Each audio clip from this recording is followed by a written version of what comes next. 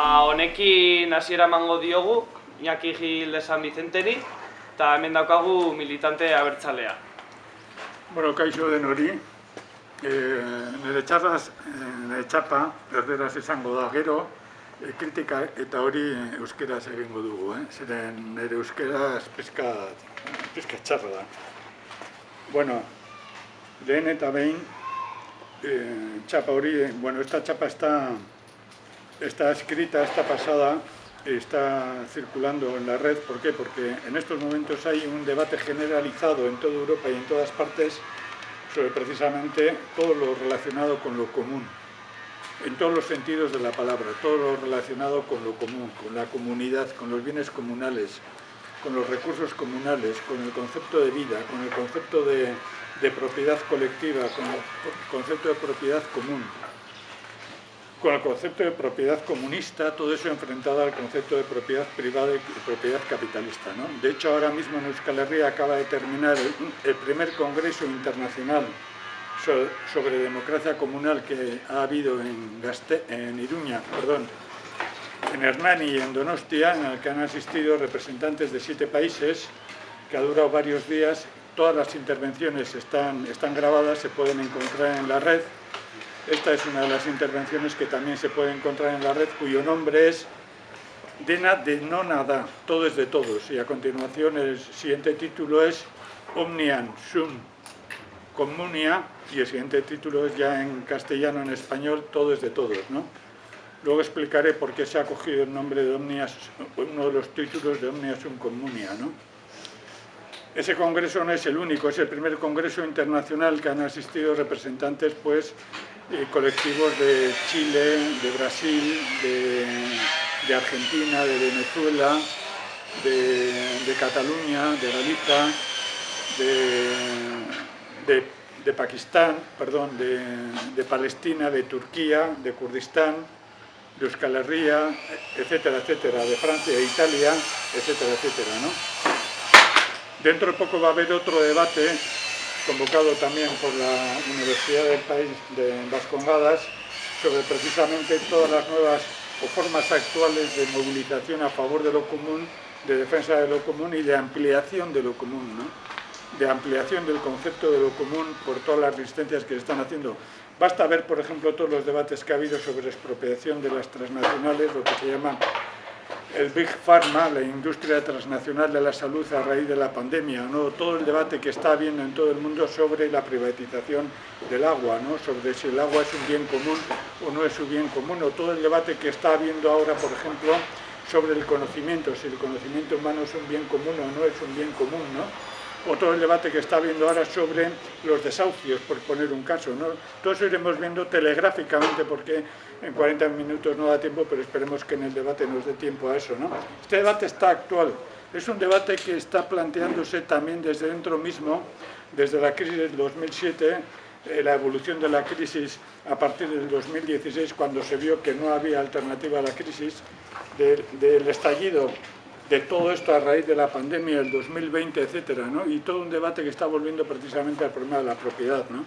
Y junto con el problema de la propiedad, el problema del poder, o sea, el problema del Estado, ¿no? Y junto con eso, el problema profundo, esencial, ¿no? El monopolio de la fuerza, ¿no? El monopolio de la fuerza, ¿no?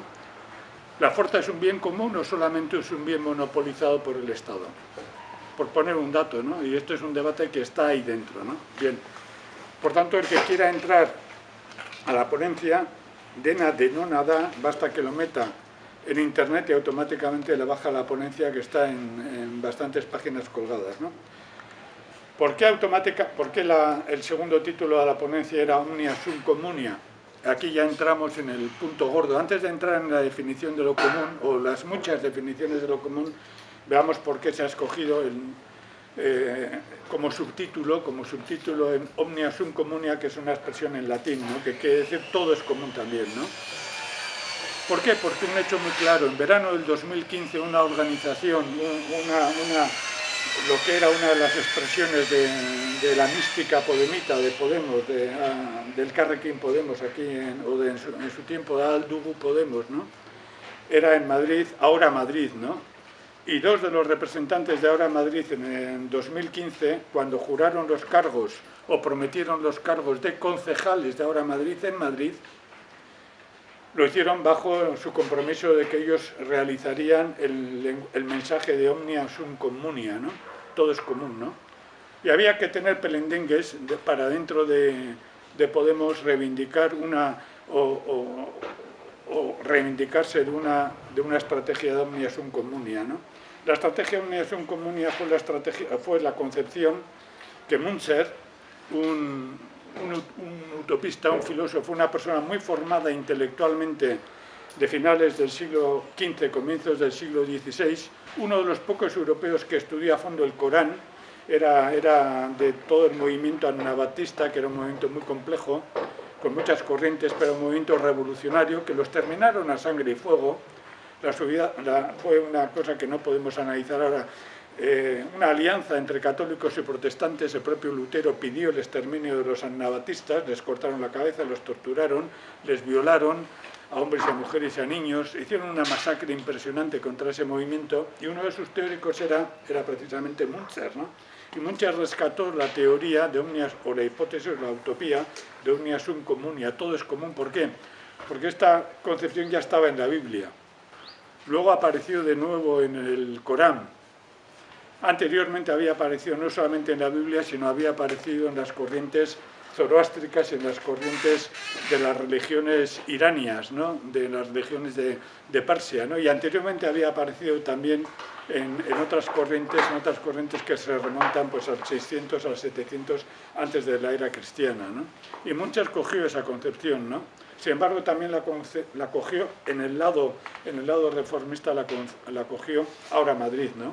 ¿Por qué? Porque toda utopía tiene tres versiones, tres corrientes, ¿no?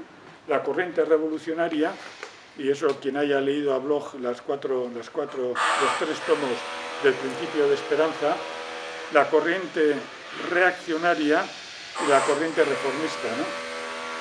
La corriente que reivindicó Ahora Madrid, precisamente como se ha demostrado desde el 2015 hasta ahora, donde el PP ya domina Madrid perfectamente, esta corriente reflejaba esa utopía abstracta, metafísica, que puede ser perfectamente manipulada, ¿no?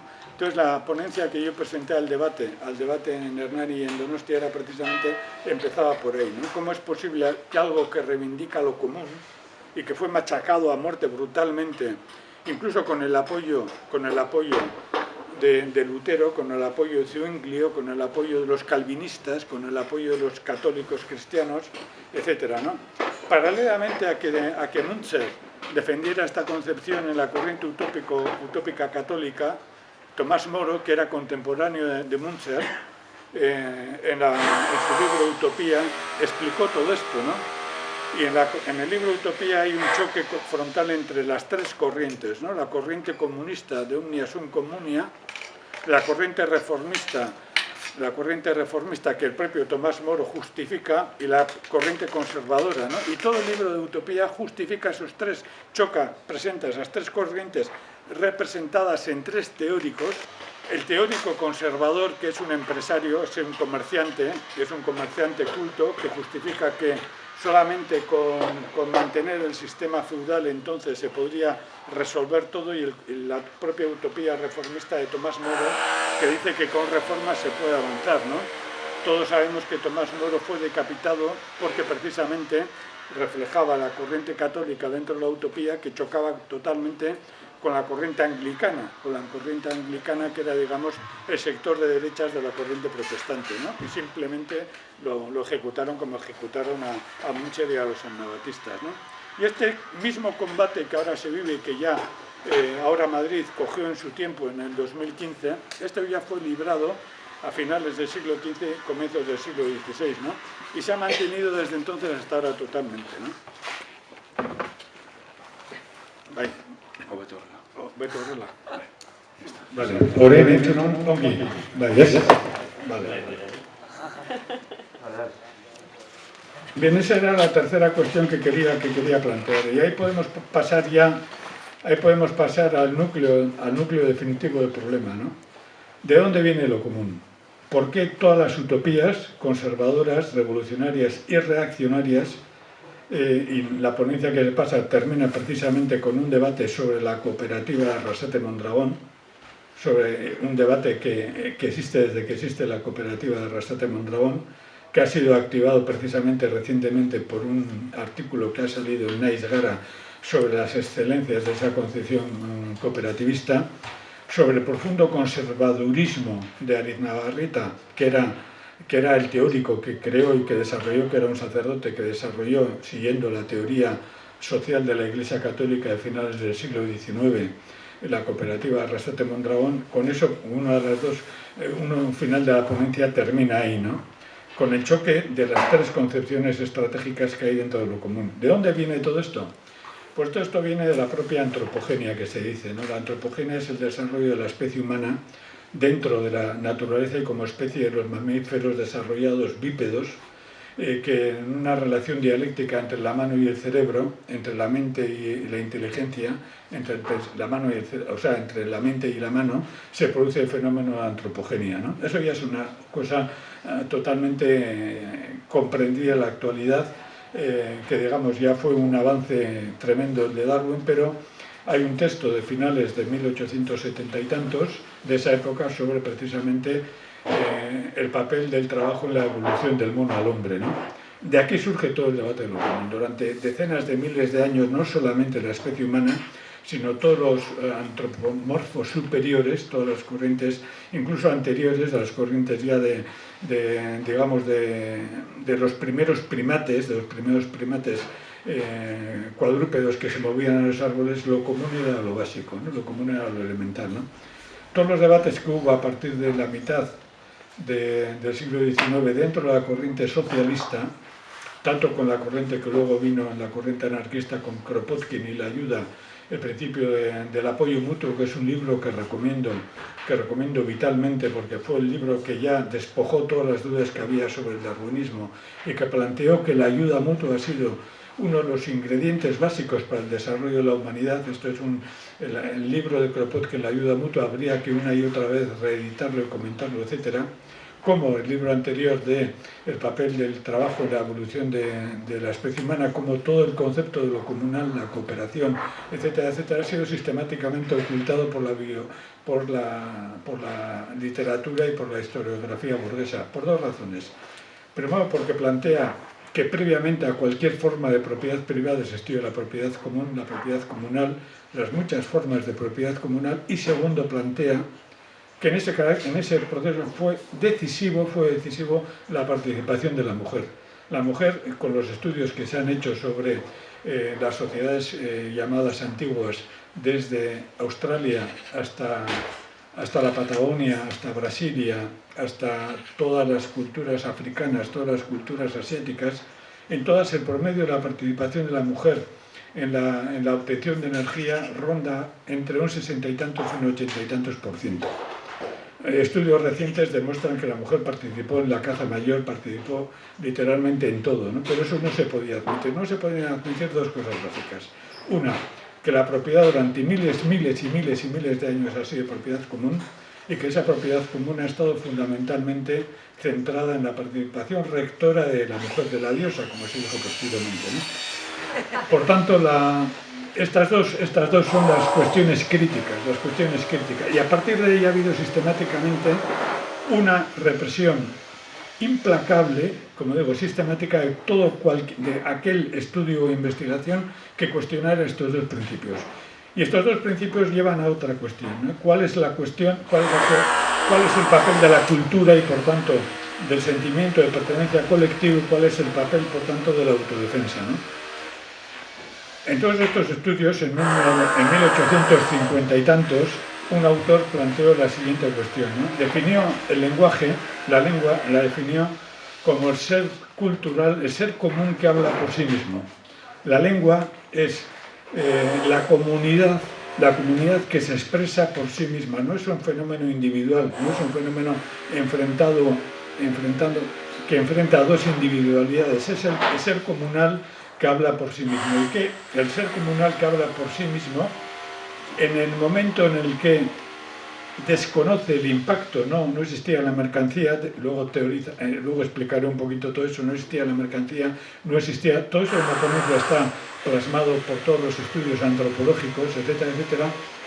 En ese momento, ¿qué era la cultura? Hay un autor, Samir Amin, que es muy conocido, que define la cultura como la producción y el reparto y la administración colectiva del valor de uso. El valor de uso es todo aquello que se hace colectivamente que no tiene un valor en dinero, que no tiene un valor en mercancía, que no está pensado para el mercado y que por tanto exige un troque inmediato, exige un troque de equivalentes basado en una forma diferente de apreciar las necesidades humanas. Sobre esto hay mucha teoría, sobre todo Polanyi y otros más desarrollaron a partir de los años 50-60 del siglo XX, desarrollaron una interpretación que entra dentro de todas las interpretaciones que han ido apareciendo desde el libro de la ayuda mutua y desde toda esta teoría de lo común, lo colectivo, los bienes comunales, los bienes comunistas, etcétera, etcétera, ¿no? Si la cultura es la administración colectiva de los bienes comunes, si la lengua es el ser comunal que habla por sí mismo, si la función de la mujer en toda esta cultura, en toda esta historia es, digamos, la que garantiza la reproducción de todas las comunidades, cuando todo esto se rompe y cuando todo esto estalla. ¿Y por qué estalla? ¿Y por qué estalla, no? Se rompe cuando del Paleolítico se empieza a producir, se hunde todo el sistema de producción comunal, hay una catástrofe que está estudiada, tiene que surgir durante el Mesolítico, empiezan a surgir ya las primeras formas de agricultura itinerante, las primeras formas de estabulación del ganado en los establos, las primeras formas de agricultura estacionaria, agricultura itinerante. Esto dura aproximadamente 6.000, 5.000, 10.000 años. Para cuando llega el Paleolítico se pasa al comunismo primitivo, se pasa a las primeras formas estacionarias de propiedad privada. Y aquí se producen tres fenómenos. Primero, lo que se llama la derrota de la diosa, aparecen las primeras religiones monoteístas o las primeras religiones politeístas masculinas. Segundo, la derrota de la diosa va con la extirpación y la extinción de la tierra comunal, y todo eso va relacionado ya no solamente con la caza individual, sino va relacionado con la aparición de la estabulación del ganado en propiedad masculina y por tanto con el desarrollo de la guerra en otra escala, ¿no? El desarrollo de la guerra como sistema de expropiación de comunidades, y aparecen ya a partir fundamentalmente de hace 13.000 años en la zona, lo que más está analizado en la zona del Sudán, en la zona del sur de Egipto, en la zona del sur de la Mesopotamia, en la zona de Siria, aparecen los primeros conflictos bélicos. Comunidades externas. Eso en Euskal Herria aparece aproximadamente hace 4.000 años. En la zona de toda la depresión del Ebro, en la zona de Iruna Velella, en la zona cercana a Gasteiz, aparecen los primeros exterminios de comunidades exterminadas violentamente para quitarles la propiedad comunal. Y hay montones de referencias a partir del 3.000 y pico, 4.000 antes, de exterminio de gente por la espalda con flechazos y del robo, la esclavización de mujeres, la esclavización de niños y el exterminio de hombres, el exterminio de ancianas y ancianos. Solamente son mantenidos con vidas aquellos que son reproductivos para la sociedad que ha hecho ese exterminio. ¿Qué es esta sociedad? Esta sociedad necesitaba fuerza de trabajo, necesitaba mujeres jóvenes, necesitaba niños, para que fueran integrados como fuerza de trabajo, se llevaban todo el ganado, se llevaban todo lo que ocurría, ¿no? Y aquí en Euskal Herria, como previamente antes, en Centro Europa, como previamente antes en Mesopotamia, hace 5.000 años, esto es una cultura que va extendiéndose con la propiedad privada, con la agricultura, ¿no? Y aquí surge el primer gran choque, ¿no? Aquí surge el primer gran choque, ¿no? Y a partir de aquí, absolutamente todas las tradiciones, todas las religiones politeístas y todas las religiones del libro, desde la religión hebraica y posterior las tres, el judaísmo, el cristianismo y el islam, todas tienen marcada esta contradicción interna. en todas hay una pugna entre la propiedad común anteriormente, y en la Biblia esto se refleja. En la Biblia originariamente no se habla de Dios, no se habla de Jehová, se habla de los dioses, se habla de las diosas, se habla de Lilith, la diosa que renuncia a Dios, que renuncia al Dios masculino y se une con los dioses paganos, se une en concupiscencia, en grandes orgías con las diosas paganas, es expulsada, la tradición es expurgada de la Biblia, y a partir de ahí se crea Eva. Eva es la diosa alienada, la diosa obediente, la diosa tonta, que las agarra el fruto prohibido y embauca al hombre para que coma el fruto prohibido, ¿no? Eso en la tradición cristiana y en la tradición hebrea, pero eso está muy estudiado, que eso corresponde después, eso se produce después de que la esclavización en Babilonia se les introduce toda la costumbre y todas las creencias poligámicas babilónicas que están 500, 600, 700, 800 años anteriores, ¿no? Y estas costumbres están recopiladas en el texto, se plantea también de dónde vienen en 800, en 600 años antes de la tradición cristiana, en corrientes ateas materialistas hinduistas, en corrientes ateas materialistas chinas, etcétera, etcétera, en toda una complejidad de tradiciones que por circunstancias la Biblia tiene que expurgar, tiene que cortar, tiene que reescribir, y de ahí pasa al cristianismo. El cristianismo pasa a los diversos cristianismos y los diversos cristianismos pasan a los diversos islamismos, ¿no? Y esto se plasma en todas las contradicciones que hay en el Islam, en el cristianismo, en la Biblia, en el judaísmo, sobre el choque que hay entre la propiedad comunal, la propiedad colectiva, la propiedad privada, todas las formas de propiedad privada, y por qué una y otra vez aparecen dos cuestiones, ¿no? La función de la mujer y el tiranicidio. Incluso se habla de que la primera rebelión en la Biblia fue la rebelión del arcángel Gabriel, que se subleva contra Dios. Dios lo expulsa, crea el infierno, y a partir de aquí hay corrientes protestantes ortodoxas griegas y ortodoxas bizantinas que defienden que el verdadero Dios es Gabriel, el bueno, el diablo, ¿no? Podríamos entrar en 100.000 debates en todo eso, pero eso reaparece una y otra vez, y reaparece en la teología de la liberación, en corrientes de la teología de la liberación, que como sea se adaptan a todo eso, ¿no? Y eso reaparece en el Islam, ¿no? Entonces aparecen determinadas constantes que una y otra vez en el capitalismo actual, en las utopías actuales, se mantienen ahí, ¿no? Y aparece un problema muy claro, ¿no? Aparece, por ejemplo, el catarismo, que tiene una influencia muy clara en todo el Pirineo, en toda la zona de Toulouse, y que las tribus mercenarias vascas, paganas, ayudan a exterminar en el siglo XIII, en el siglo XII, ¿no? Y anteriormente, ¿no? Cuando un papa increíble, Inocencio III, dice que cuando están destruyendo la ciudad última, la ciudad cátara, que es Montsegur, que reside en el Pirineo de Arán, del Valle de Arán, en Lleida, ¿quiénes fueron los encargados? Precisamente los paganos vascos, que les pagan por atacar por detrás Montsegur, atacan, arrasan Montsegur, ¿no? Con una orden cristiana que dice: matarlos a todos, que Dios sabrá discernir quiénes son los suyos. Dios sabrá discernir quiénes son los suyos. ¿Quiénes hacen eso? Mercenarios vascos que por dinero, defensores de una religión pagana, que por dinero exterminan el contenido colectivo emancipador que tenía el catalanismo, ¿no? Esta es la complejidad de la historia, ¿no? Esta es la complejidad de la historia, ¿no?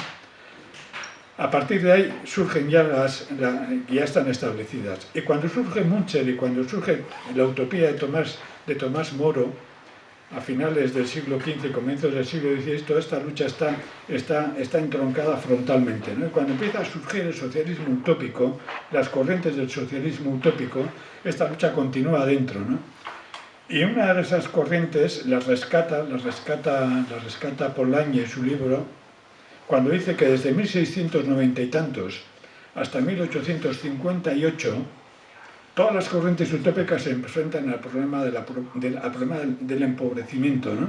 Y Polanyi analiza, no estoy citando ni a Marx ni a Engels deliberadamente, ni al comunismo utópico ni a nadie, estoy analizando el momento en el cual todas las corrientes utópicas llegan al límite objetivo. Ese límite objetivo es cuando surge la pobreza extrema en el capitalismo de finales del siglo XVII, durante todo el siglo XVIII hasta comienzos del siglo XIX. Esto recorre toda la teoría social.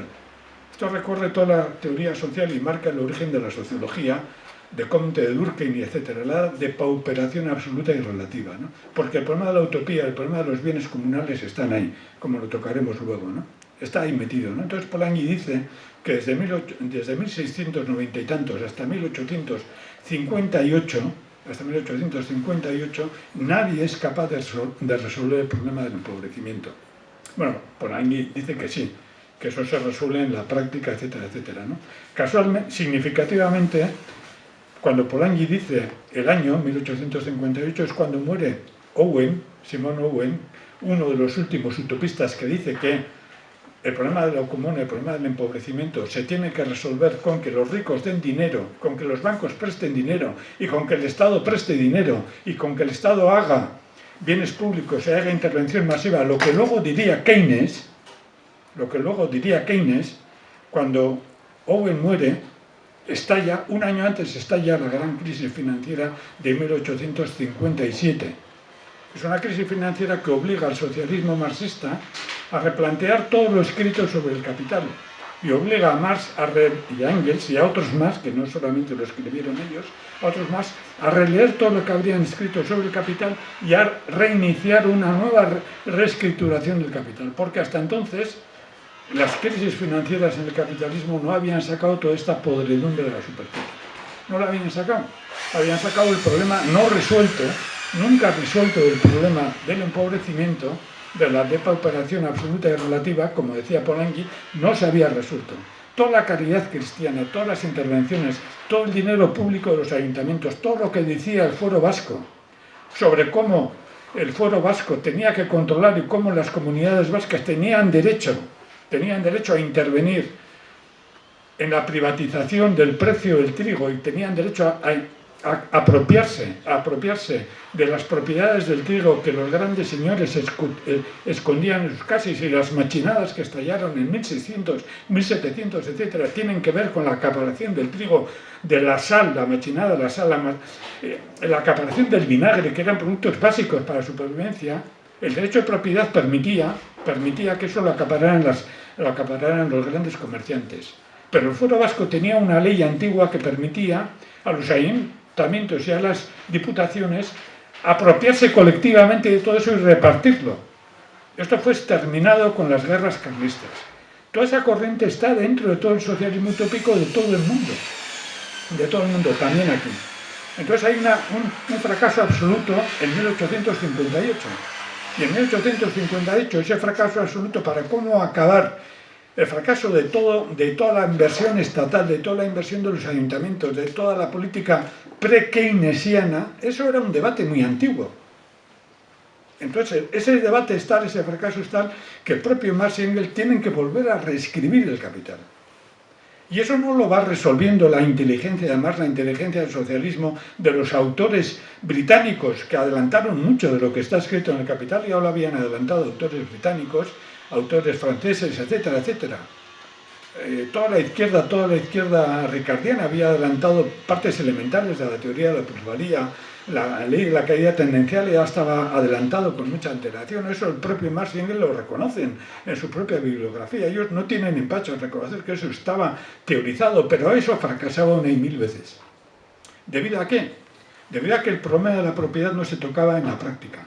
Debido a que la intervención del Estado, de los ayuntamientos, de las diputaciones, de la Diputación de Vizcaya, fracasaba una y otra vez. Y el derecho de propiedad se plasmaba una y otra vez, y las machinadas en Euskal Herria tenían que estallar, la machinada de la sal, la machinada de todo eso tenía que estallar, porque había una impotencia del régimen de la propiedad privada para resolver eso. Y este es el punto crítico. No hay otra alternativa. El keynesianismo ha fracasado porque fracasó todo eso. Porque no hay posibilidades desde dentro del sistema de propiedad privada resolver algo tan elemental como que los hospitales son privados, algo tan elemental como que no hay dinero cuando hay de sobra para que las vacunas lleguen a todo el mundo. No hay capacidad para evitar que se privatice el agua, no hay capacidad para evitar que se privatice la educación. Esto que ahora nos parece a nosotros del siglo XXI se debatió muy antiguo, muy antiguo. Y nosotros estamos pensando que estamos viviendo una realidad nueva. No. Esto es la existencia de la liquidación de la propiedad comunal, que fue una liquidación brutal, a sangre y fuego. Y en la ponencia que está planteada, ahí veréis una larguísima bibliografía que recorre prácticamente todo el mundo desde las rebeliones de los maoríes en Nueva Zelanda, enfrentándose con hachas de piedra en defensa de las tierras comunales a finales del siglo XIX, hasta las rebeliones indias, las rebeliones guaraníes, etc. Un dato, y con este dato ya paso al siguiente punto. En la guerra india, en las guerras de las 5 naciones indias de 1755, que fue decisivo para el desarrollo de Europa y decisivo para el desarrollo de lo que luego sería el capitalismo, y decisivo para el desarrollo del capitalismo vasco, que no podemos tocar en eso, en esas guerras indias, las tribus indias decidieron prohibir la utilización del dinero. Escuetamente, no se utiliza el dinero porque el dinero es veneno. Y no eran los primeros que prohibían la utilización del dinero. El dinero es veneno. Esta es una vieja añoranza anarquista. Una vieja añoranza anarquista. Pensaban que suprimiendo el dinero se suprimiría todo. Por tanto, si estamos llegando ya al problema del dinero, y me quedan 10 minutos porque hemos empezado 7 minutos tarde.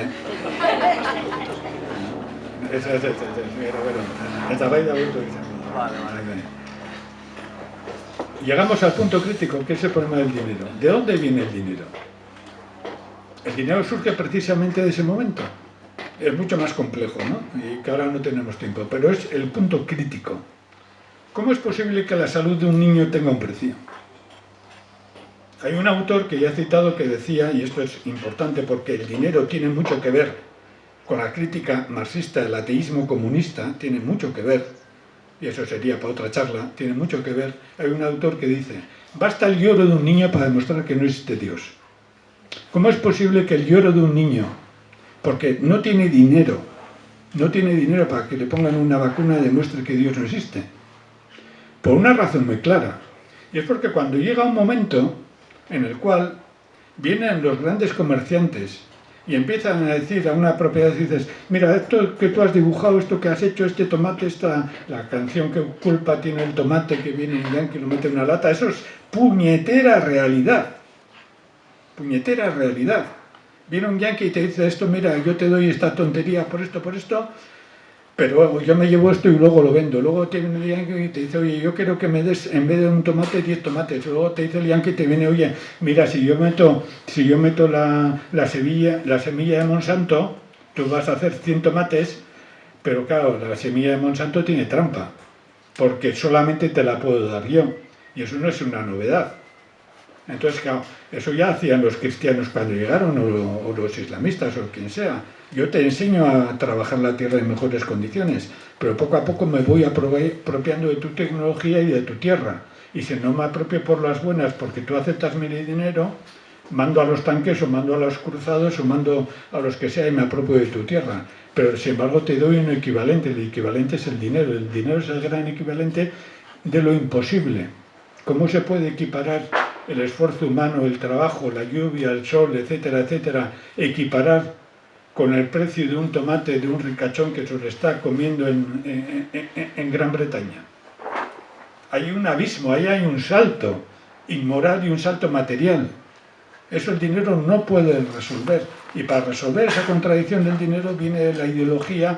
¿Por qué? Porque el equivalente universal, la función del dinero, tiene hacer un salto en el vacío entre lo que es la esencia humana que se agota haciendo un trabajo, jodiéndose bajo el sol, con poca agua, o jodiéndose en el paro, etcétera, etcétera, o en la ignorancia, para que esa esencia humana genérica metida en ese producto la disfrute una minoría cada vez más minoritaria, después de darle una calderilla que va, en base a la teoría, a la ley de la depauperación relativa y absoluta, una calderilla que cada vez llega menos.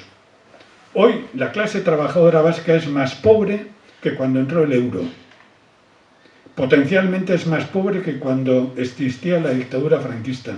Y en la dictadura franquista había derechos laborales que hoy no existen. No quiero decir que contra el franquismo vivíamos mejor, no. Quiero decir que no supimos defender unos derechos y conquistar otros. Bien, la función del dinero aquí es precisamente esa. Engañarnos y hacernos creer que la propiedad colectiva es un derecho que la comunidad puede vender los bienes comunales y que esos bienes comunales, una vez vendidos, dependen de otro y la comunidad lo que tiene que hacer es venderse ella misma en mejores condiciones para ganar más dinerito. Y a eso que se enfrenta la propiedad comunista, o la propiedad comunal, o como queréis llamarlo. No vamos a entrar al debate ahora. Los nombres ahora son lo de menos. Había una persona que en un libro, en el tercer tomo de un libro, escribió que la tierra no pertenece a nadie, a las generaciones presentes, no pertenece a nadie. La tierra pertenece a las generaciones futuras. Y esas generaciones futuras la tienen que recibir de las generaciones presentes, que las generaciones presentes las tienen que entregar en mejores condiciones que la que lo han encontrado. La tierra no pertenece a nadie, no se puede ni comprar ni vender. Es un bien comunal como tal, lo mismo que la salud, lo mismo que el aire, lo mismo que la lectura, lo mismo que el placer, lo mismo que cualquier otra cosa. Es una cosa in situ, o sea, es algo que tenemos que recoger, que nos lo han dejado hecho un cifostio porque no nos hemos atrevido a mantenerlo. Nuestro deber moral y nuestra supervivencia como especie es entregar lo mejor, ¿no? Este realmente es el secreto de los bienes comunes, ¿no? Entonces los bienes comunes en estos momentos están lanzados en una cuestión básica. El capitalismo está en una crisis como nunca antes, puede salir de esta crisis y va a salir si no lo destruimos antes, ¿eh? Pero lo que está haciendo es privatizar todo y convertir todo en dinero. ¿Por qué? Porque el dinero en cuanto equivalente universal es la sangre que mantiene vivo el capitalismo. Y nosotros convertimos el dinero en ese fetiche y el capitalismo nos hace creer que ese dinero, que ese fetiche, lo convierte todo en riqueza, en sangre para que él siga funcionando. Entonces ese fetiche, ese Dios, o esa diosa o lo que sea, nosotros lo adoramos como si fuera cualquier cosa y vamos como parias, como esclavos, como esclavas detrás de conseguir algo más, y para eso vendemos todo lo que tenemos. Y vendemos lo que no tenemos. No tenemos alma, pero incluso eso lo vendemos. Porque se ha llegado ya a un nivel tal de que todo es dinero, que todo es convertible, que todo tiene que funcionar en base a eso, a propiedad privada, que vendemos a nuestro compañero. La clase trabajadora vasca, impulsada por determinados sindicatos, por el gobernillo vascongado de determinados partidos, ha vendido a sus hijos. Ha vendido a sus hijos cuando permitió que se desindustrializara toda la margen izquierda, que se desindustrializara Gasteiz, que se cerraran empresas por conseguir jubilaciones anticipadas. La clase obrera, gran parte de la clase obrera, no defendió la industria, no defendió las barriadas obreras, admitió la derrota del 3 de marzo, admitió la calderilla que se dio, no se enfrentó a muerte. No elaboró una estrategia alternativa a todo eso, y no solamente a la clase obrera vasca, a la clase obrera europea, la española. Vendió a sus hijos y a sus hijas por un salario de miseria, por una engañufla que era una pensión de miseria, que luego les tomaron el pelo, etcétera, etcétera. Por tanto, no solamente es la victoria del capital, es la autoderrota de la clase obrera, y no solamente es la victoria del capital, es la victoria de la mentira de que los bienes comunes no existen, de que todo es propiedad privada y que por tanto la salud, la COVID-19, la educación, etc. Todo eso es cuestión privada.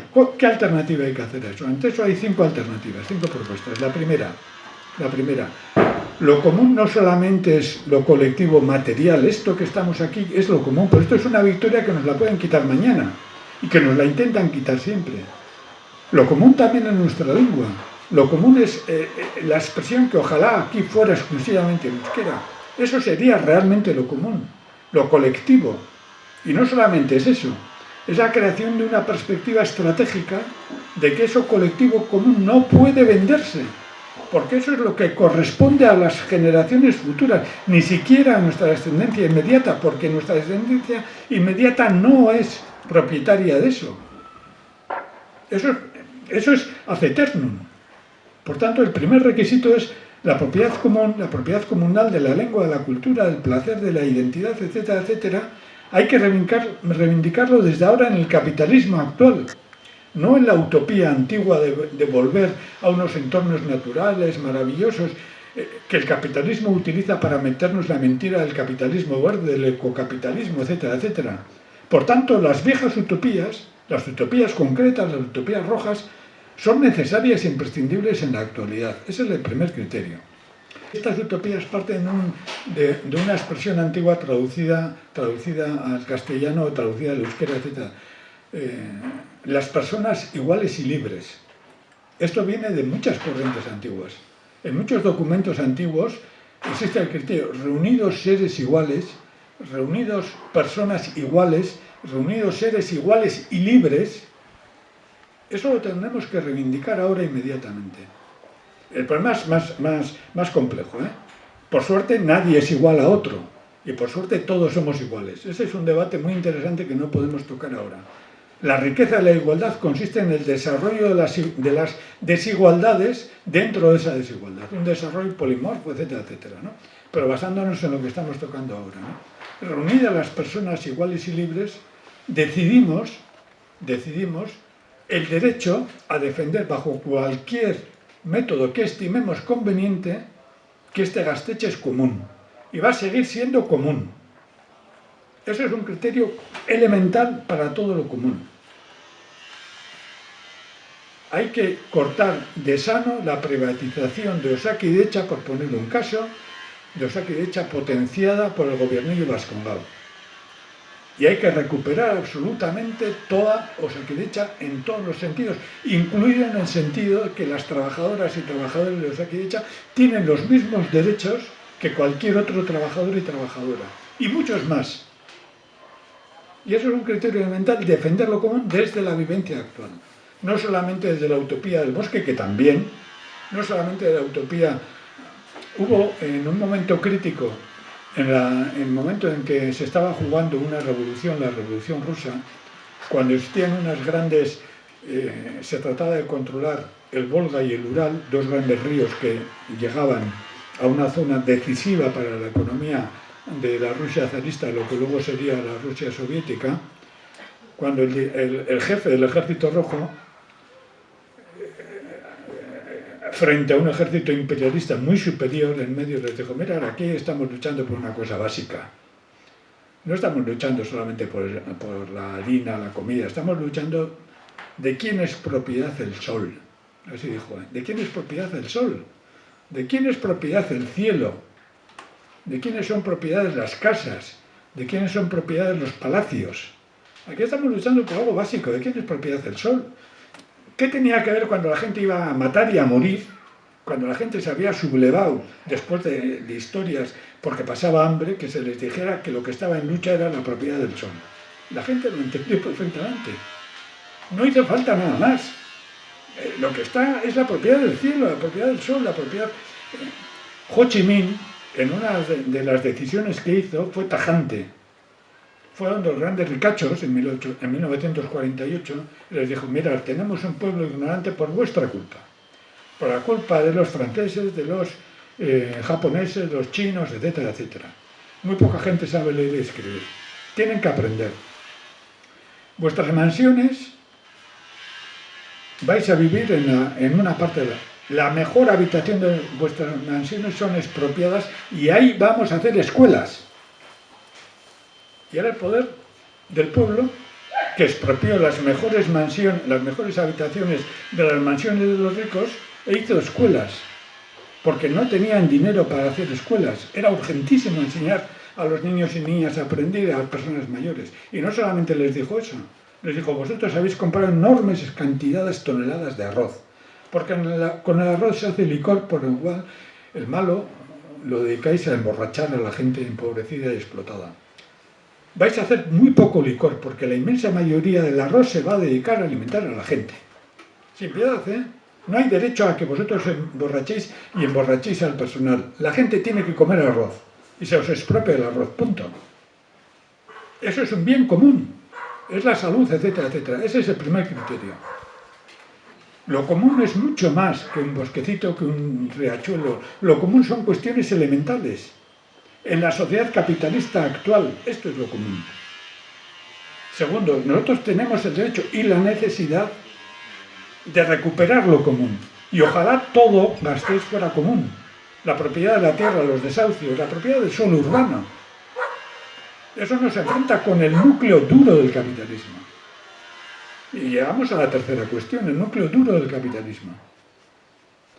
Y si queremos recuperarla y ampliarlo como una hora, el suelo, las finanzas, la banca, mira, en el año 36 la comuna de Donostia se sublevó, derrotó al fascismo, tomó los cuarteles de Loyola,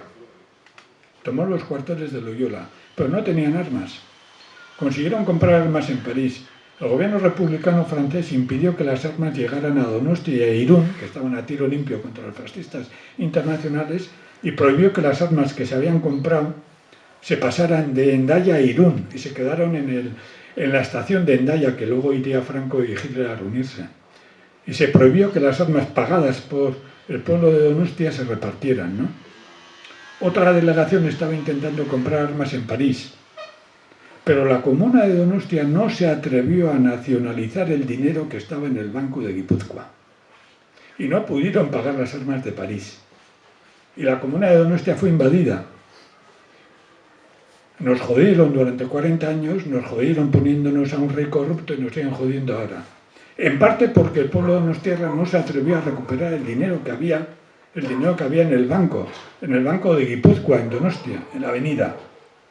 Y no es la primera vez que el pueblo no se atreve a expropiar a los expropiadores. Este es el tercer criterio.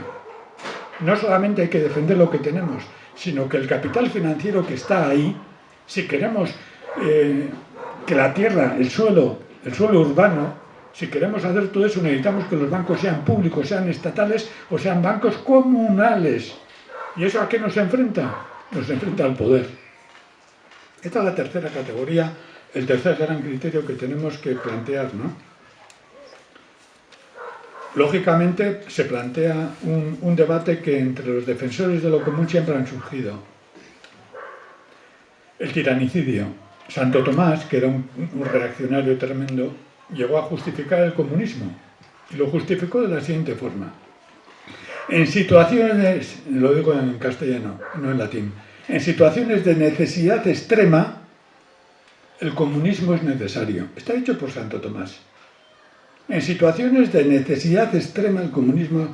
Claro, la Iglesia oculta todo eso, como oculta la pederastia y la pedofilia y todo, ¿no? Lo oculta todo como puede, ¿no? En situaciones de necesidad extrema, el comunismo es necesario. El pueblo de Donostia, en situación de necesidad extrema, necesitaba el dinero, no se atrevió. Estamos pagando las consecuencias.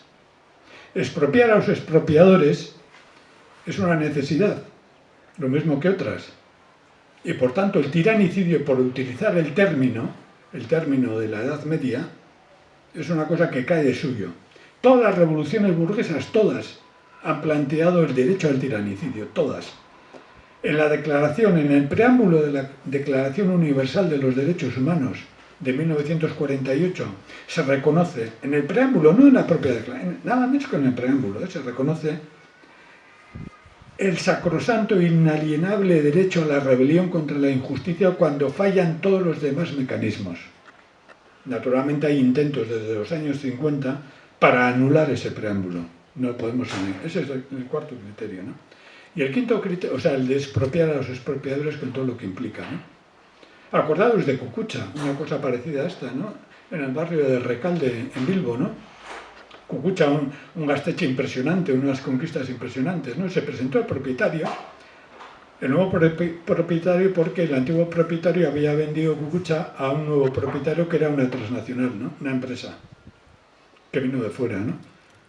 Hizo valer su derecho de propiedad, quisieron desalojar Cucucha, el pueblo de Recalde se resistió, fueron 4 días de una batalla impresionante, salió Azcuna, que era el alcalde penubista de Bilbo, y dijo una cosa que desde la ética burguesa, desde la política y de la justicia y de la norma ética burguesa es cierto, el derecho a la propiedad, y dijo, el derecho a propiedad privada es intocable. Para Cucucha el derecho a propiedad colectiva es intocable. Chocan dos derechos. Cuando dos derechos chocan, ¿quién decide? La fuerza. ¿Quién decide? Es la fuerza. Expropiar a los expropiadores plantea eso. Y el pueblo de Donostia no se atrevió a expropiar el dinero que él mismo había producido que estaba en el Banco de Guipúzcoa. Cuando hablamos de lo común hablamos de una realidad. Si la humanidad ha defendido lo común, el capitalismo no es eterno, la propiedad se ha impuesto por medio de la guerra, y por medio del dinero, y por medio del fetichismo, y por medio de la alienación, etc., y por medio de creer que existe un Dios que es el dinero. ¿Por qué la gente mete oro y le pone collares de oro a la Virgen? ¿Por qué vemos esa imagen de un torturado como es Cristo, envuelto en oro en montones de sitios? ¿Cómo vemos que basta ver a un Buda envuelto en oro? Gente hambrienta pone panes de oro a los budas, los llena de oro, les mete diamantes. ¿Cómo es posible que la Iglesia tenga tanta riqueza? ¿Qué tenemos que hacer con todo eso? ¿Cómo es posible que haya ese fetichismo hacia los dioses y hacia las diosas? ¿Cómo? No hay una alternativa, sí hay una alternativa. Se puede vencer, y se ha vencido. Y que estemos ahora aquí es que en estos momentos estamos venciendo. Porque seguro que el alcalde de Gasteiz hubiera deseado que esto no se hubiera hecho. Y hubiera deseado que esto sea una villa o sea un restaurante carísimo para toda la gentuza que vendría aquí a empapuzarse, etcétera, etcétera. Pero nosotros estamos aquí, estamos impidiendo que unos burgueses se enriquezcan a costa de expropiar al pueblo de este bien comunal. Por tanto, hay alternativas. La propiedad privada no es eterna, el capitalismo no es eterno, este es el quinto gran mensaje. Por tanto, primero, lo común es mucho más que lo que entendemos por común. Lo común es la vida, lo común es la cultura, lo común somos nosotros y nosotras. Segundo, eso común plantea toda una alternativa y plantea una cuestión en estos momentos. Tercero, eso nos lleva a un problema crítico, que es el problema del poder, que ese problema crítico nos lleva al problema de cómo hay que expropiar al que nos ha quitado la propiedad, y eso nos lleva a un problema decisivo que podemos vencer. Todo esto se ha debatido en las primeras jornadas internacionales sobre la democracia comunal, que implica todo esto. Se está debatiendo ahora aquí, se va a debatir en otras jornadas que se va a hacer dentro de poco en noviembre, convocada por gente de la Universidad de Vascongada, y hay muchísimos debates sobre todo esto en todo el mundo, ¿no? Yo creo que lo mejor de resolver todo esto es en la práctica, y bueno, y ahora tenemos, efectivamente, me he saltado el tiempo que me ha permitido, pero como él me lo ha dado, el tiempo es común, o sea que ahora tenemos tiempo para debatir.